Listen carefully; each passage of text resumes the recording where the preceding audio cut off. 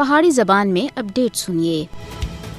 بھارتی مکار حکمرانوں کی یہ پرانی ریت رہی ہے کہ انہوں ہمیشہ سچ کو جھوٹ کے پردے میں چھپانے کی کوشش کی ہے، لیکن یہ انہوں کی ایک لا حاصل مشق ہے۔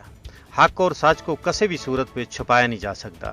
سچ بلاخر نکھر کے سامنے آ جلتا ہے۔ بھارت کے سابقہ نیتوں کی طرح ایک باری پھر بھارتی وزیر دفاع راجناتھ سنگھ اور ہرزہ سرائی کی ہے کہ کشمیر بھارت کا اٹوٹ انگ ہے۔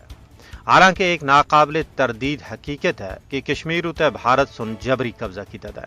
اس 1947 میں کشمیری عوام کی مرضی اور منشا کے خلاف تقسیم بر صغیر کے اصولوں کی خلاف ورزی کردے ہوئے کشمیر اتنے شب خون ماریا، لیکن کشمیری عوام سن اس ویلے تھی کہ آج تکر اس کے جابرانہ اور غاصبانہ قبضے کو تسلیم نہیں کیتا۔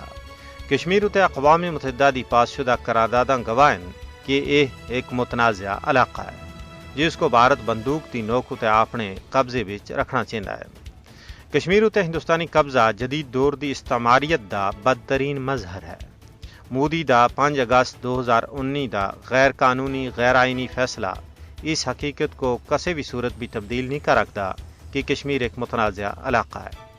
بھارتی وزیر داخلہ دی ہرزہ سرائی تنازع جموں کشمیر کے بارے میں معروف تاریخی حقائق کو مسخ کرنا دے مترادف ہے۔ پاکستان سن بھارتی وزیر داخلہ دے اس اشتعال انگیز بیان دی سخت سخنا وچ مذمت کی ہے اور آخر کہ اس قسم کے بیانات حقیقت کو تبدیل نہیں کر رکھتے۔